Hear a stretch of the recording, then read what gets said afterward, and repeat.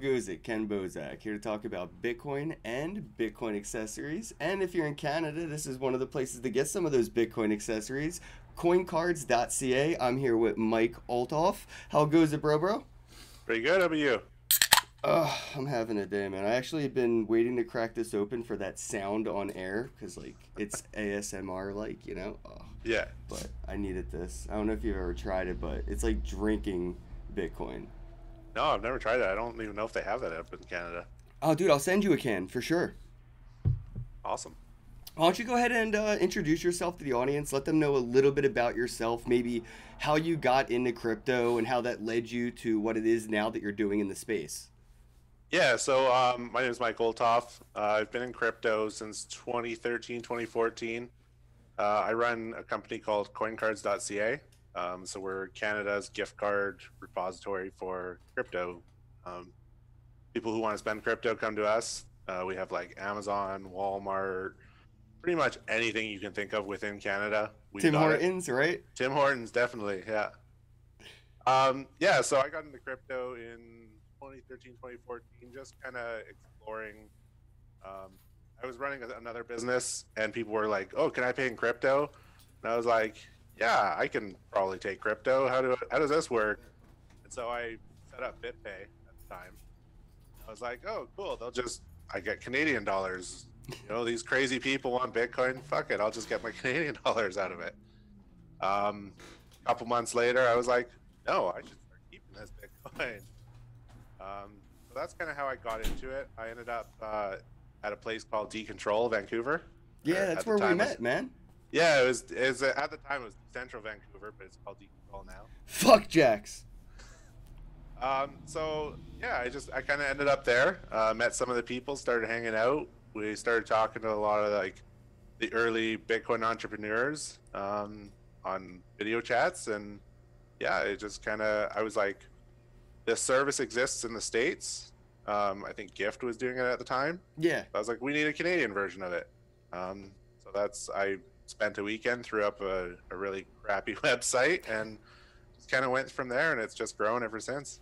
So how did you end up getting like the businesses on the platform? Like what was that process like? Say I wanted to go to Tim Hortons and I wanted to take my Bitcoin and get Tim Hortons, gift cards or whatever. What was that process like? Who was the medium for that? Like where would you liquidate the crypto, or how did you acquire the gift cards to trade? Where was this swap coming from? Yeah, so when we started, we actually kind of just flew under the radar. What we started doing was basically just buying gift cards at these stores, holding them ourselves, and when people wanted them, we would just send them out the code. That's genius. So we didn't even talk to the businesses at first. We were just kind of like, we're going to do this, and too bad.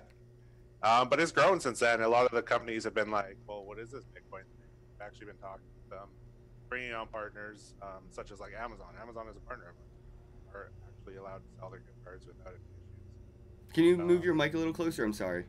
Yeah. There you Is that go. better? Yeah. Okay, yeah. So, we've been spending the last 2 years kind of building relationships with a lot of vendors, and now they're just letting us tap into their back end and letting us buy whatever we need, selling it to our customers directly.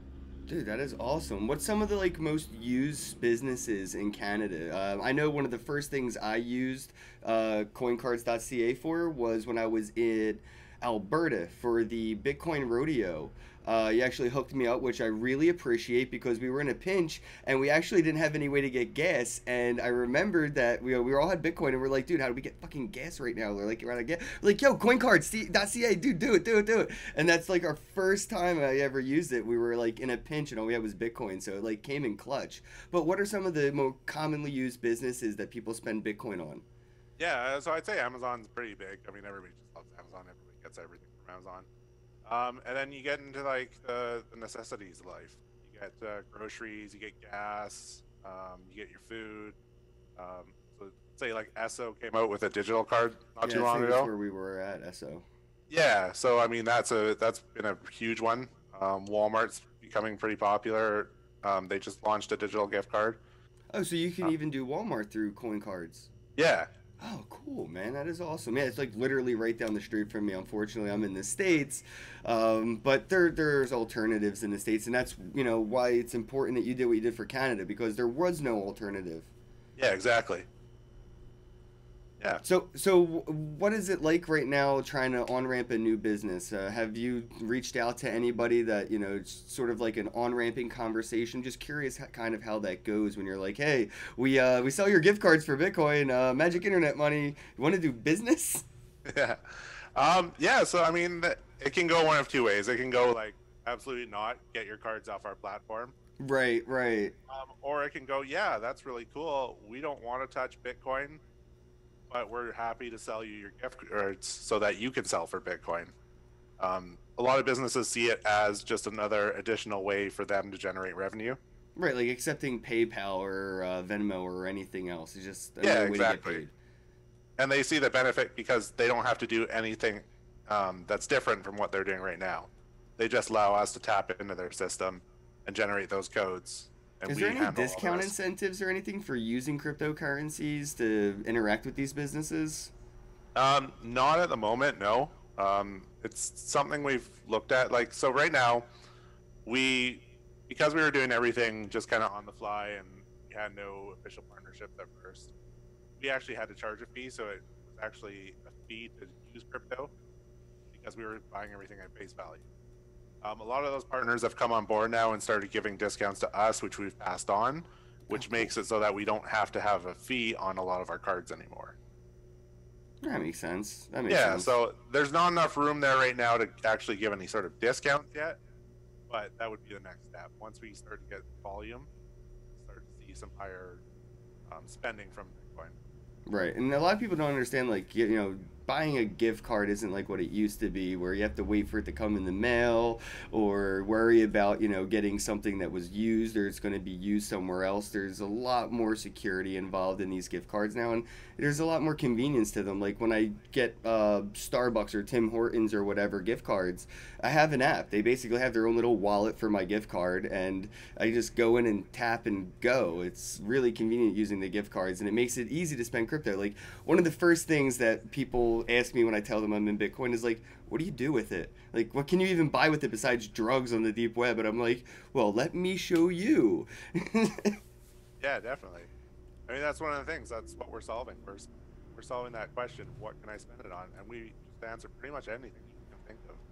Yeah, is it utilities and stuff like that yet? I've seen some sites now just starting. I think it may have been actually Monarch.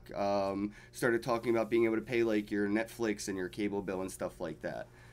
Yeah, that's not something we offer yet. There is actually another service in Canada that offers Oh, that. Yeah, oh, but we is we I think focus yeah, I think mainly I on know that one. we focus mainly on the gift cards and being able to spend them on at retailers. Gotcha, Yeah. gotcha. So what's any future plans for coin cards? So we What's actually, on your roadmap? what's that? What's on the roadmap? Yeah, so actually a couple weeks ago we just launched mobile payments. So obviously Canada and a few other countries, there's I guess a lot of people refer to it as burner phones. So we actually offer the mobile minutes now, kind of like BitRefill, but BitRefill doesn't do Canada very well. I think they do Canada, but we've focused on Canada exclusively for that. So we don't charge any fees for any of those as well. So you can, So I if could you, pay my mobile phone bill with coin cards. yeah, if you aren't on a contract, so say Cool. if you go and pick out a Who the store, hell's on a contract anymore anyway? That's like that right there is actually like a 2FA vulnerability. yeah, Having a contract is actually more vulnerable and risky than going the prepaid route, because yeah, prepaid's definitely, basically being your own provider. You know what I mean? Instead of having that third party risk.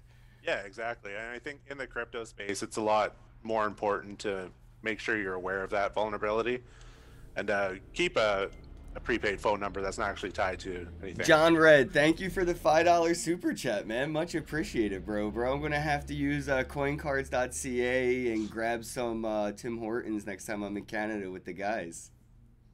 That's awesome. Yeah, I appreciate that, man. I love these guys. Thanks for the super chat. So, is there any other platforms that you're actually using yourself? Anything that you've used to spend crypto on besides your own platform? Yeah, so I'm a big fan of Cheap Air actually. I love Cheap Air Love cheap guys. air. Yeah, so anytime I go for uh, a conference anywhere, I always use Cheap Air. Yeah, Um, I used cheap air to fly out to Dogecoin where we met in Vancouver. yeah, yeah, that's awesome. I remember walking up to your booth and it was like that slow music on the beach they would play, except we're both not runners. So we, just walked up and I was like, dude, look at all this swag.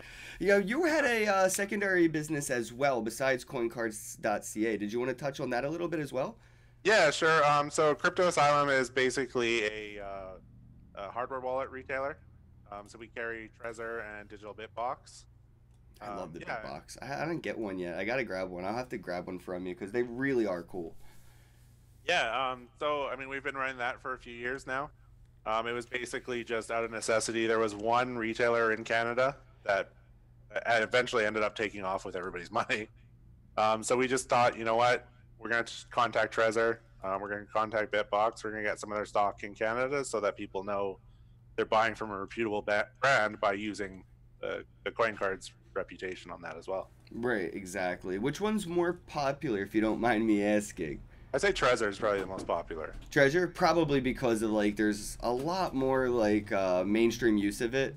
Like the Yeah. YouTubers and influencers, bloggers, stuff like that. A lot of people talk about the treasure. I don't think the digital Bitbox gets enough appreciation, and it's really cool, powerful tool.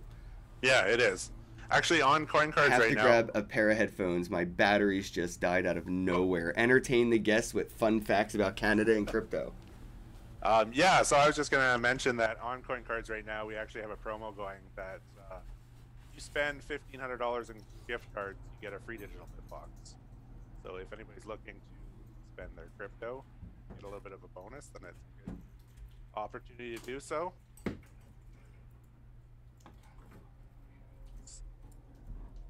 See if you can meet Popsicle in that. Go on, DJ Matt. Popsicle.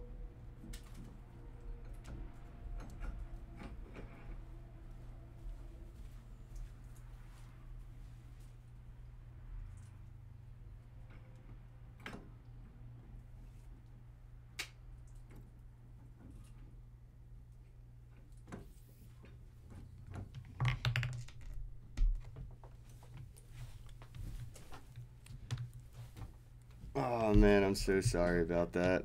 Give me 1 second and I should be able to fix this audio right there. I'm back. All right. All right.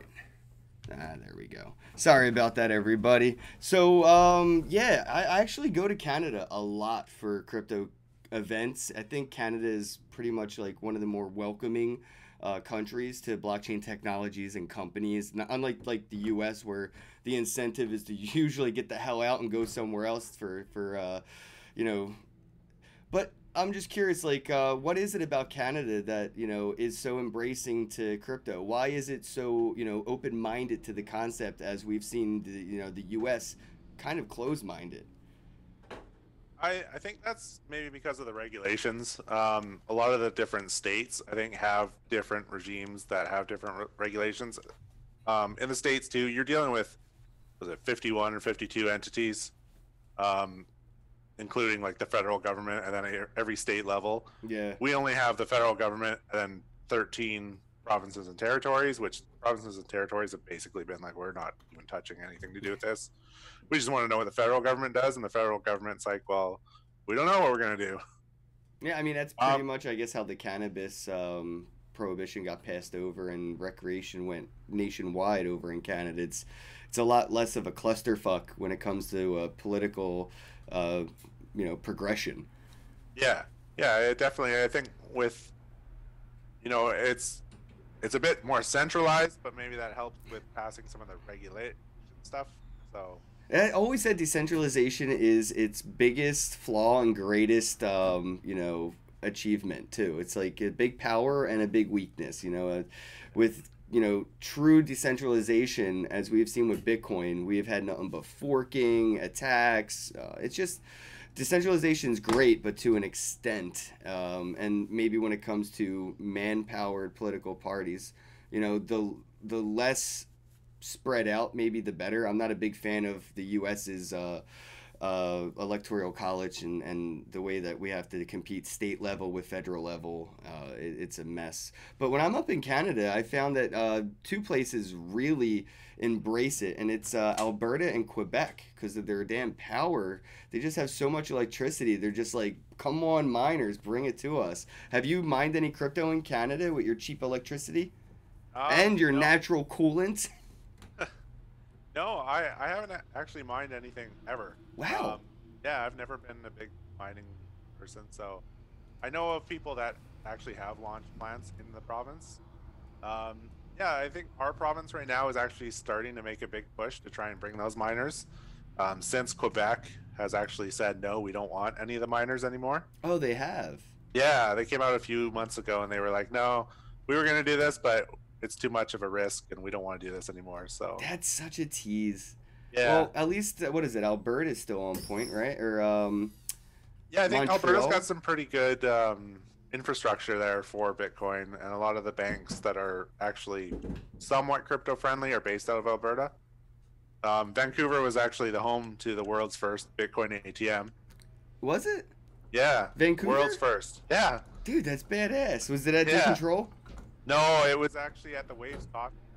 Oh, that's cool too. I remember they had the first beer vending machine at Decontrol.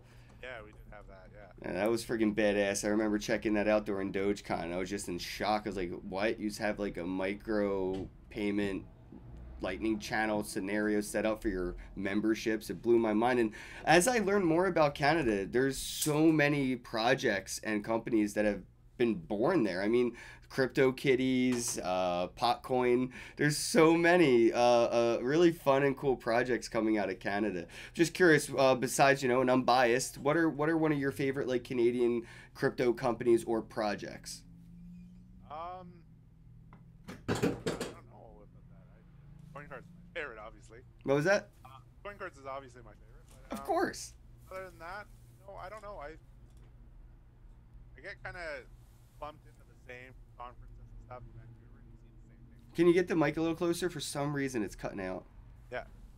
It's Hear me now? really weird. Yeah. Okay. Yeah. So I mean, there's a lot of like projects that have popped up in Vancouver that you kind of hear about in Vancouver, and oh, okay, yeah, that exists there. Mm. I don't know. I'm a big fan of Decontrol. That's not really a coin or I guess a business, but it's No, it's a great project though. yeah, yeah, it's a great project. Um, yeah, and then Dogecoin was great. The DDP are good friends of mine. Yeah, DDP's out of Canada, man. That's definitely Yeah, one of my favorite projects right there for sure. yeah, they're based out of Vancouver. Yeah, lots of great projects in Canada. Probably too many to name, but Yeah, exactly my point. There's just so many. And as somebody who runs, one or two, what's it like tax wise, accepting crypto and using it for payments and is it a hassle or is it pretty straightforward? Is there anything you may be worried about, like, oh, I hope I'm grandfathered into this? I'm just worried because a lot of people ask me, like, why are there so many businesses in Canada? And I'm just curious, is it more, penciled in or is it penned in, like how these regulations go for the taxes? Or is it just as up in the air as it is here in the U.S.?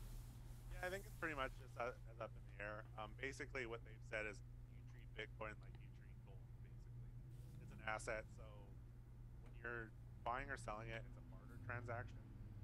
So we just basically, whenever we buy, keep track of what we bought at. Whenever we sell, we keep track of what we sold at. And then our account is like, okay, list my tax. Okay, It's so really you not don't that hard. really hold the business doesn't really hold the Bitcoin then for the tax reasons. It's first in, first out for those reasons. Yeah, our business does hold Bitcoin. Oh, Does, respect. yeah, we do actually want to keep all of our profits in Bitcoin. So how would that moving forward, is that like inventory for a business? Like, if you hold the Bitcoin or earned it at X amount and then your business said uses the Bitcoin to restock on business or gift cards for businesses, what's that like? Is it, the gains from when you received it to when you spent it for the new supplies? Yeah, definitely. Okay, yeah, it's the same then for any business when it's like when you look at it as inventory. Yeah, it would just be like as if our business wanted to buy gold from All right. So yeah. That's a, All right. Cool. Cool. Cool. So what are your hopes for 2019? When you're looking at the space right now, we're seeing in the U.S. the government was shut down. They withdrew the ETF proposals all over the place. Looks like the institutional capital that everybody was getting excited for may be going back on the sidelines. I'm just curious what your thoughts are for the environment moving forward. yeah. So I mean, obviously, 2018 was a bit of a downhill dive, and nobody was really, well, nobody was wanted that, but I think a lot of people expected it. Yeah. So I'd like to see it just actually stable out for a while. I think it's a price tag and everything um, for the environment and for actually getting people to spend crypto again. I find right now that people are like, well, I paid 20 grand for my Bitcoin. I don't want to spend it more. Um, so they're just holding on to it as its value. Well, that's what I think adds support, right? Like people that did purchase at 20,000 now at 3,000 have more incentive to hold, giving it more support and back up to at least 20. This is the same philosophy a lot of people were using when Bitcoin was running back up to its all-time high previously before the Mt. Gox hacks or during the Mt. Gox hacks, right? Like there were so many people that bought in during that all-time high that were just waiting for that to break even, and we saw that, and then it kind of dipped down again and people repurchased, and I expect the same to happen with the previous all-time high. We'll reach that all-time high again. Those people that didn't have that long-term mentality will probably sell to break even on their original investment, might cause an artificial dip again during the same bull run experience, and people will reinvest, causing this. The charts look the same. If you zoom out every year, it's patterned.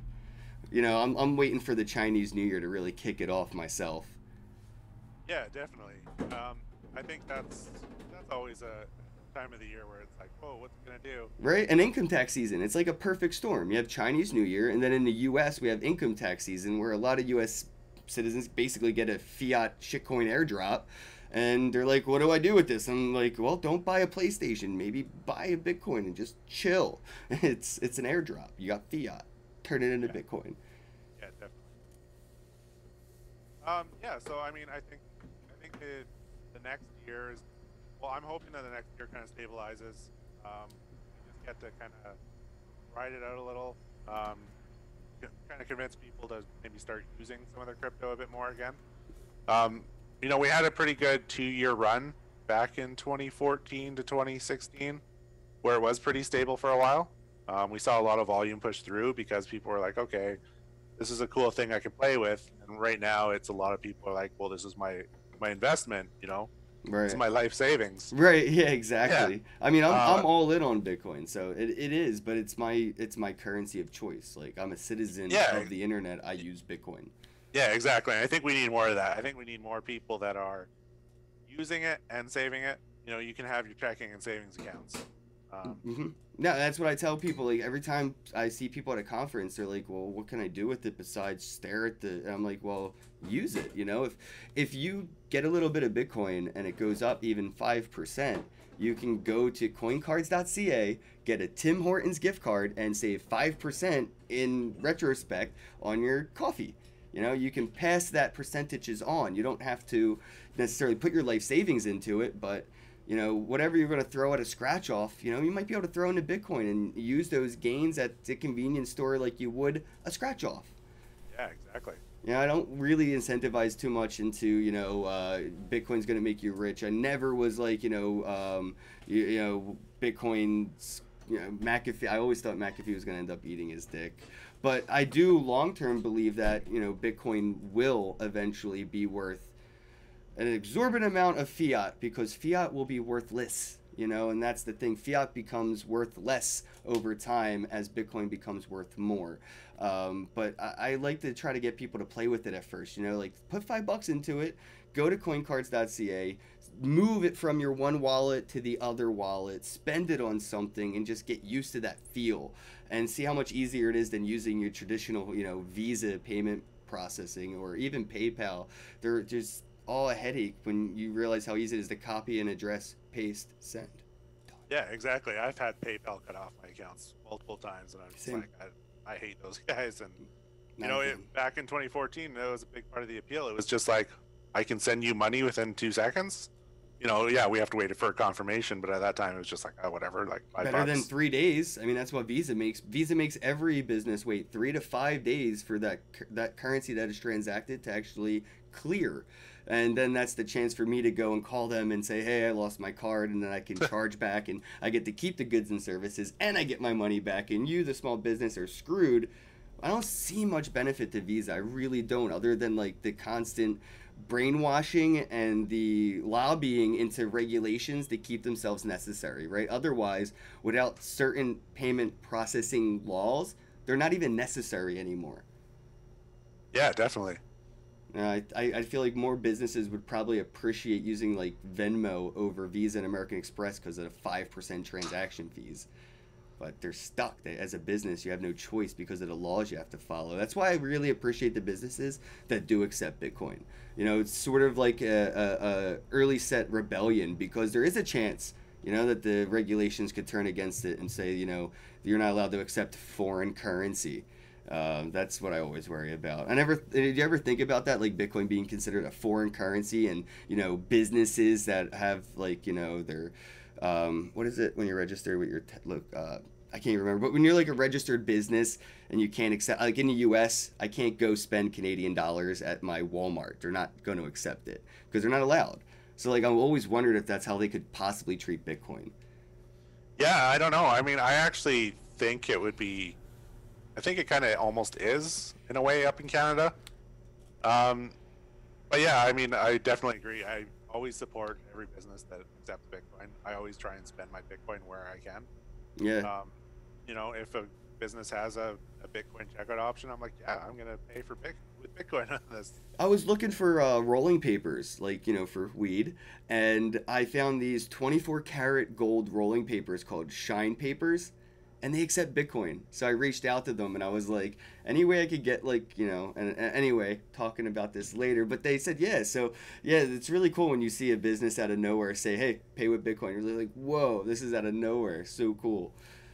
And Yeah, in Canada, what I thought was really neat, I was at in Toronto, Futurist by Untraceable. They had buns, which is like not even a cryptocurrency. It's nothing but like bartering points.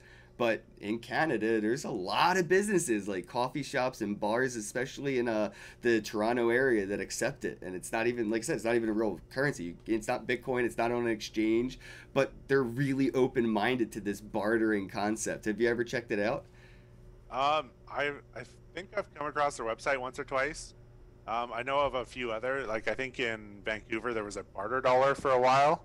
Yeah, Alberta just started their own little Alberta dollar. Yeah, Alberta dollar. I heard bad things about that one. Yeah, dude, I honestly don't understand it. It's a centralized digital point that you get for spending your locally earned money at local businesses to keep the money in Alberta.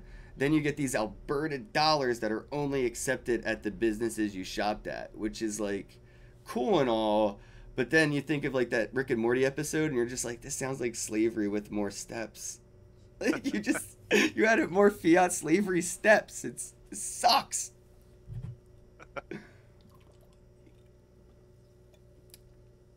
Whoa, this is getting me hype. So anything local caught your attention? Are you headed to any events in Canada? Anything coming up in the area? Not that I know of right now. Kind of looking at a few Bitcoin conferences later in the year. Yeah, same. Couple gift card conferences. Oh, We like get the like regular gift cards. Yeah, so like we Ooh, get the inceptive. we get the whole Bitcoin end of it, but we also get the whole gift card end of it. So the gift card conferences are a good time for us to go and talk to a lot of these like high up people in a lot of these companies. So here's the scary question I have to ask, because you brought up the segue. Are you worried about these traditional gift cards being able to accept crypto and have these partnerships that they have already created, push out a small business, because that's what I get worried about, right? Like, I want people to support the companies that have the grassroots, but then I'm also worried about these big fucking monopolies that are just going to be able to take advantage of their situations, like Long Island fucking blockchain, and just throw something on their label, and everyone's going to be like, yeah, like I really hate that everybody's like excited for the SEC and the ETFs and all. I'm like, who cares about the legitimate crap? Like, just grassroots. Who cares about your FICO's credit score? I care about your Bitcoin blockchain score, you know. And I'm just like wondering, when you go to those events, do you incentivize them to accept Bitcoin? Is this something that you're worried about them being able to do? I'm just curious, like, what that environment's like for you. Yeah, so right now I'd say that more so they're just like, no, we don't want to touch Bitcoin. They're probably at least 5-10 years away from that, I would say. Wow. Well, that's, you know why I think this is, and I don't mean to cut you off, but I blame the energy drink first off. But it's like the Blockbuster scenario or Yellow Cab problem all over again. They're too established in their old ways to innovate, right? It would take too much effort, too much energy, and too much money to innovate this new business model. Like, Blockbuster never got their own streaming platform. Why? Because they weren't designed for it. Like those traditional gift card companies, they ain't. You're right. 5-10 years is where I'm at too with most of these businesses, without third-party mediators like yours, because they're just not designed for it. They don't have the established employees or connections, banking relationships, or anything like that. So they're actually at a disadvantage by being established. Yeah, I mean, when we started up our company, our goal was to be like, here, we want you just to accept Bitcoin directly. Because I think it would be awesome if Amazon or Walmart or even some of the grocery stores just took Bitcoin. Do you think Bitcoin's ready for that though? Because I could argue this all day that it's hella not ready for Walmart or Amazon to accept directly. It's too cumbersome. It would piss them off. It would have too many bugs. They would have to have like 50 employees just for that customer support hotline. Yeah, and I think they know that. I think that's part of the reason why they're like, we're just going to let you do this. Yep. But part of our platform is, we go and we can now show these people this is the kind of volumes that Bitcoin is bringing you right now. So they kind of get a sense of, okay, Bitcoin is maybe a multi-million-dollar, step for us kind of thing.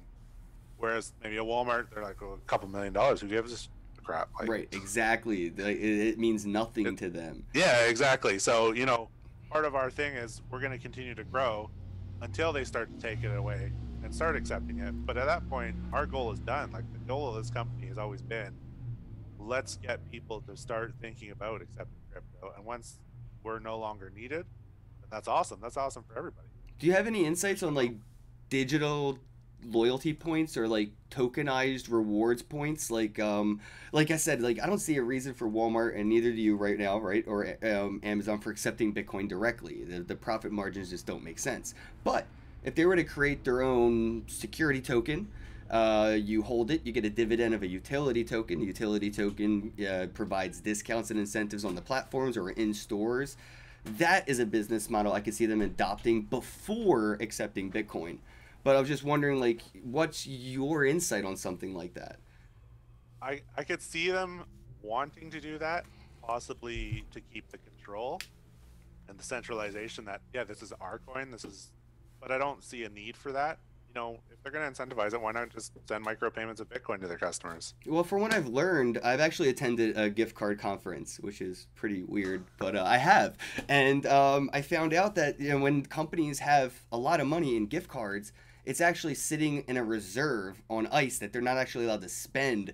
So it has to sit in a treasury in case somebody goes to, claim the goods and services, or to, cash out of the gift card or whatever. They have to have that money there for the different stores that you spend it at for them to, distribute.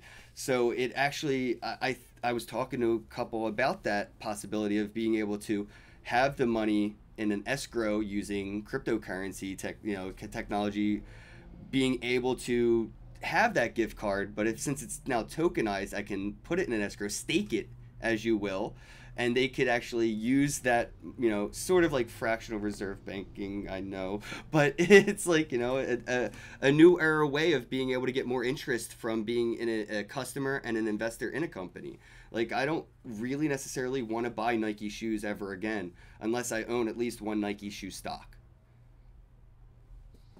Yeah, I mean that's definitely a way of looking at it. We'll have to see kind of what happens with a lot of these companies and how they take the blockchain and diversify it in their own way. I think one of the first companies that I could see doing anything like that is Facebook. Yeah, definitely, Yeah. 100%. Um, Have you used Facebook payments? no. It's like fucking voodoo, bro. It's magic. 3 a.m. in the morning on a Sunday, I could send you $1 and it'll just show up in your bank account on your debit card like instantly. It's like I don't get what connections they have to these banks, but it is impressive, and it's kind of scary at the same time. But that right there led me to believe that they're working on something. Plus, Zuckerberg said at the beginning of the year that he's spending 2019 100% dedicated to blockchain technology and its integration into Facebook. Yeah. I could see them buying Coinbase in a few years. Oh, dude, that's everybody thinks Coinbase will buy Facebook. Hell no. Facebook will buy Coinbase and they're going to integrate that to their messenger and poof, game over. Yeah. So what are some of these companies and partnerships? Have you been checking any of these things out recently in the news? It's been kind of crazy. There's I had some notes here actually because there's just so much going on that it blew me away. Hold on, let me see something right here. So right now, the New York Stock Exchange and Blockstream have partnered to create a Blockfolio 2.0 for higher end investors, not so much for the retail investors, but like institutional investors being able to like track their gain. I'm like, you're opting into Chainalysis 2.0 is what it sounds like to me. I don't know. Like, people always ask me, do you track everything? Do you like track your trades and your gains? And I'm like, why would I do that? That's like keeping a journal of every time I jaywalked. I don't understand it, But I'm just curious, like, have you seen any of this, like, where the legacy companies like New York Stock Exchange are partnering with companies like Blockstream to create these utopic partnerships that I see more as like dystopian, apocalyptic partnerships? Yeah, I don't know. I haven't really been keeping too closely on what other people have been doing in the space. There's been a lot of like negative vibes that I've been getting a lot lately. Yeah, in Canada, I can't see anybody. I don't know of anybody that's done any sort of mergers like that. Um, Yeah, I was at one of the government blockchain alliance conferences in Canada. Kyle Kemper hosted it, and yeah, there was a lot of like government officials from Canada there, and they're 100% embracive to this. They're not scared, or like how like kind of get the vibe in the States. You're lucky to be up north, man. Like, except the weather, crypto wise, man, the weather's great up there.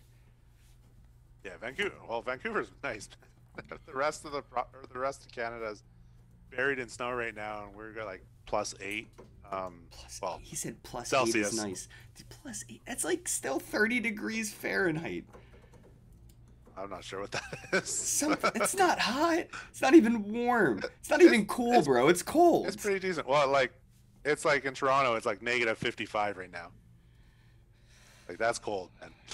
Yeah, I heard they're going through like one of the coldest periods of Canada right now. And what's funny is I was up there for Bitcoin Ben. He had a meetup, and it was like it was like negative, crazy.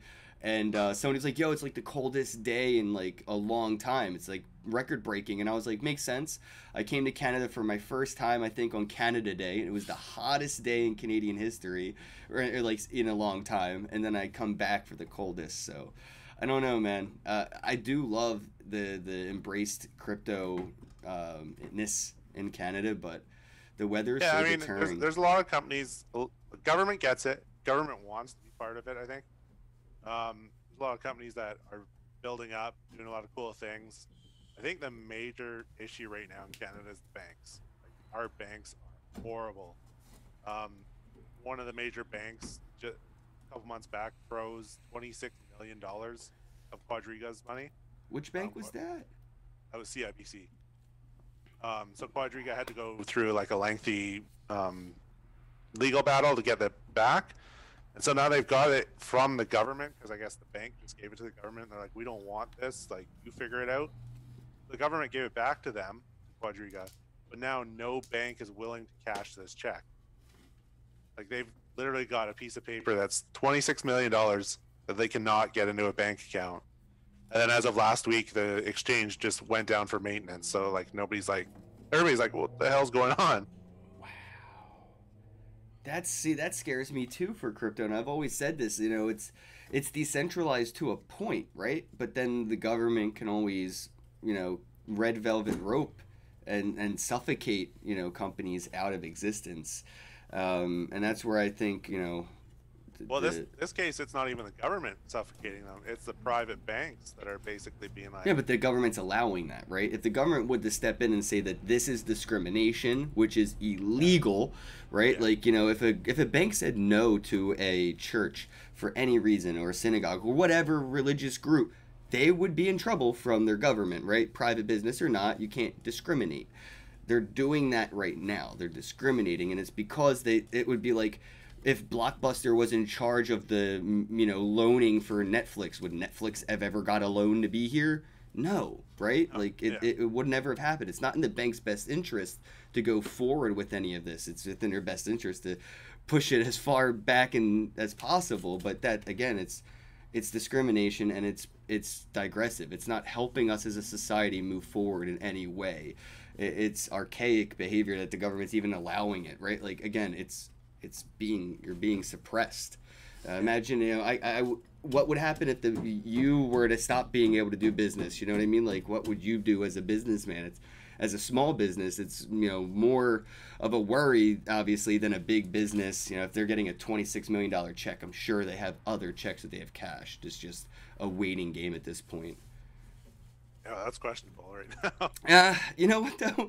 You know, it's funny with these banks is, you know, they'll be like, all right, you can cash the check here, but you can't touch 20 of the 26 million for 10 years. Sorry. Yeah, I think the big problem right now with Quadriga is that nobody can even cash the check. And you can't. There's not a single bank in Canada who will take this check. That's scary, man. Like, It is scary. for And the the customers, exchange for went the down. employees. I think Monday it went down for maintenance. People haven't been able to withdraw from this exchange for months. Well, exchanges have been disappearing since the new year, kind of like apocalyptically, like just gone. Some overnight, some are giving out warning, but it seems that these centralized exchanges are under siege, and we need to start to incentivize the decentralized ones. And I don't think people know how to really access them as easily. I actually use the Trust Wallet app and Wallet and a couple other ones that use the Ethereum browser and use some of those Ethereum browser decentralized exchanges and stuff like that. But I really wish people would stop using Coinbase, you know what I mean, and start holding their private keys. I heard that it's not as easy in Canada right now to buy and sell. Like, there is no, like, Coinbase. I think Coinberry's, like, the closest he's got. Yeah, there's no Coinbase at all. Basically, it's just exchanges and a few over-the-counter exchanges. There are a few apps that are making it easier. I think ShakePay is pretty good at what they're doing. I think BitBuy is another one that's coming up, and they've got a pretty simple buying and selling process. But then there's fees with all of these, right? Right. And the lack of option of variety is due to the difficulty getting a bank account. Yeah, and a lot of these too, they have it so that you buy it, but it goes into their wallet. So there's the same thing that if you buy it and you forget about it, and they shut down a week later, you lost all that money. And they're tracking everything. It's all just entrapment, honestly, for people that don't really know what they're doing. That's a lot of these platforms. Like Coinbase, I think, is going to be one of the biggest tax entrapment events in history when it goes down. From the people that got in during, like, you know, Ethereum was like $4, went up to $1,400 each in like 2 years. You know, and people that don't really know what they were doing because they weren't educated in, you know, doing their own taxes. It's not like they teach that in public school. So it's entrapment. They're gonna come after these people that got dumb luck, made some money, probably spent it on something stupid, and don't have the money left over because of the bear market to pay the taxes that they owe. Yeah, exactly. I just see a shitstorm coming. It's gonna be fun. That. It's gonna be fun, man. It's like, that's what a revolution is, though. It's a shitstorm. You've never seen evolution come from comfort.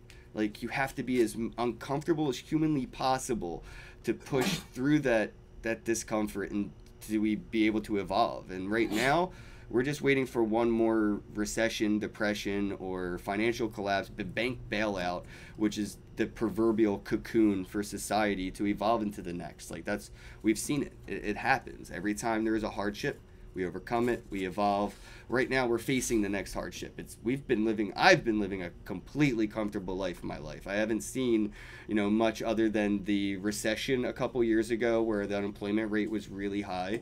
But I haven't seen anything detrimental. I haven't seen banks shut down, just being bailed out. And that's a pattern that is inevitable. If this fiat system isn't working, it's only about 70 years old, and the US dollar is down like 90% since its creation. Yeah, good job, guys. You're killing it. What are your thoughts on stable coins, though, to kind of wrap things up? I know a lot of businesses are kind of checking them out because of the ease of use. You got the same freedoms of using, say, a volatile cryptocurrency like Bitcoin, but you don't have to worry about the price volatility of using one of these stable coins. You actually have, the private key in your little wallet, so you feel like it's yours. And I'm just curious, like, what are your thoughts on stable coins moving forward? Because in the US, we got Gemini, which just got a regulated stable coin, the Gemini dollar, which is, acknowledged by the government. It's completely thumbs up, which is blowing my mind. But, I have a love-hate with stable coins. I'm just curious what your feelings are. I don't like stablecoins. I think they're bullshit. I think if you're gonna go into a coin that's pegged to the U.S. dollar or the Canadian dollar, why not just exit to the Canadian dollar? Right. Like, why do you need that extra layer in there? Well, because now you have the private key. You get to hold the key to this. That and you can send it to anybody that has an address that can receive it. Yeah, I mean, the banking system's good enough. You can do that too in Canada. Like in Canada, I can send an e-transfer. We have something called Interact e-transfer. It's an email. Oh yeah, I get jealous of that when I see people use it. It's pretty cool. I can send you, $5,000 if I want tomorrow, or you get it within an hour, kind of thing. Basically, like a text message. Yeah, but like, why throw it into a coin that is audited and controlled by another central entity like Gemini, where they have, I think even Gemini, like, there was an audit and some of their code actually had like a function where Gemini could just basically be like, we don't like this address, we're gonna freeze it. Yes, yeah, they have the ability to freeze accounts, and I even think they can do like a double spend ability, yeah, so I mean, at that point, what's the point? Like, you're centralized, like you're privatizing centralized banking. It's, I don't know. If you're gonna do it, if you're gonna rely on these stable coins, there's already stable coins out there. It's the U.S. dollar and the Canadian dollar. But you don't think this is a baby step? That's kind of the only silver lining I see to it, is the baby step, right? That Trojan horse. I see it as a baby step for governments tokenizing their own coins. I mean, that's what I see it as. I don't see it as a stable entity that's ever going to come that's truly centralized. I think it's always going to be some sort of centralized entity controlling these. And why? Why not just use... Like, if you're going to use, why not go with the devil you know as opposed to the devil you don't? That is a good point. And they're not really stable either. I mean, I've seen the Gemini dollar, I think, went up to like $1.20. Went up like 20% for, no, I would say no reason. But some of the arguments I've made in this, right now were, why it's, it isn't as it's more valuable than holding a US dollar bill in your hand, because it's, easier to send, and it has more value because of the form in which that it has taken. So there's really no stable coin. You can't have a stable coin. That's the thing. I mean, like, think of the US dollar. How many US dollars are there that are digital versus physical, right? Like, the balance in your bank account, there's probably not bills in the bank to cover that. It's probably just a made up number. They've already tokenized it in a way, like they've already digitized it. So yeah, but maybe now we could have the ability to see the supply, the circulating supply, the ledgers. If we're using these stable coins, if we're using a public ledger, you know, an open ledger technology, and we can track some of these, it may have some benefits. Maybe, I don't know. Like, I would love to know what the bank does with my money when I give it to them, and I would love Yeah. to be able to track my fiat, where they have moved it and where it has gone, if they have loaned it out and now they're making interest off of it. And I don't know, maybe that's one of the things that they could integrate with using stablecoins, is the ability to truly track these open ledgers and see what businesses are doing behind the scenes, you know. But You think Gemini is going to keep that open though with their stable dollars? probably not. No. I mean, that's how they got regulated in the first place, man. They basically, like you said, they just made a bank 2.0. But I think that that's the silver lining when the banks see that people are still opting out of this because of its centralization, because of its lack of anonymity, because, you know, probably going to have whitelisted addresses only. You know, I see that as a big thing with these stable coins. Eventually you'll have to have a KYC white labeled address that, you know, the blockchain won't recognize a send address, like send function, unless that address has, you know, certified KYC. So they're just, like, again, slavery with more steps. They're just tokenizing them, putting it on the blockchain. But I think that they'll see that people will opt out of this and opt into Bitcoin, or even anonymous coins like, you know, Dash or Monero or etc. But again, a thing I like about stablecoins is they're taking a lot of that thunder away from Ripple. You know, that XRP, that banks are going to use XRP. I'm like, why would the fucking banks use a volatile shitcoin when they could use Gemini's stable coin? Like, that's what the banks are going to do. They're going to use a centralized stable coin, you know, that may go up in value, but probably never down. It just has more value than the thing it's pegged by. So I don't know. I think that that's another good argument that, you know, stable coins may be able to take some of that thunder away that the XRP doesn't even deserve. No, they don't deserve anything. You don't accept it on coin cards, do you? I'll never accept that. Love it, man. Never. All right, man. I guess I could wrap things up here. I guess just, yeah, let people know a little bit again about yourself, your platform, some of the stuff that they can do on the platform, and where they can find you and get in touch. Yeah, so I'm on Twitter. You can find me at coincards. We're also on Facebook, facebook.com/coincards. Obviously, our website, coincards.ca. Yeah, I mean, again, we're Canada's gift card to, or Bitcoin to gift card exchange service. So if you have Bitcoin or other cryptocurrencies, you can come spend them on our site. Get gift cards for hundreds of vendors, pretty much any vendor you can think of in Canada. So badass. Yeah, and you can live your life off Bitcoin. Yeah, dude, I'm telling you guys, I've been doing it for years now, literally years now, and it's because of platforms like his. When I'm in Canada, Tim Hortons, coincards.ca, Bitcoin, coffee, done. All right, guys. Mike, thank you so much for coming on, man. I really appreciate this. Yeah, thanks for having me. Again, like, literally every time I'm in Canada, if it wasn't for coin cards, I wouldn't be able to as easily interact with the world. You know, I could probably go to a Bitcoin ATM, but those fees hurt. Those fees hurt. And, you know, what's awesome is my Bitcoin's worth about 20% more when I'm in Canada because the US dollar to Canadian dollar. So I always feel extra rich when I'm in Canada because I'm spending Bitcoin, which has gone up, and I'm using it, you know, when I used to look at the US dollar. So anyway, guys, check out coincards.ca if you're in Canada. If you know anybody that's in Canada and they're like, how do I use Bitcoin? Show them coincards.ca. They can even get their minutes on their phone if they're prepaid. Guys, pound that thumbs up button. Don't forget to click subscribe and flick the alert bell right next to subscribe. Guys, have a day.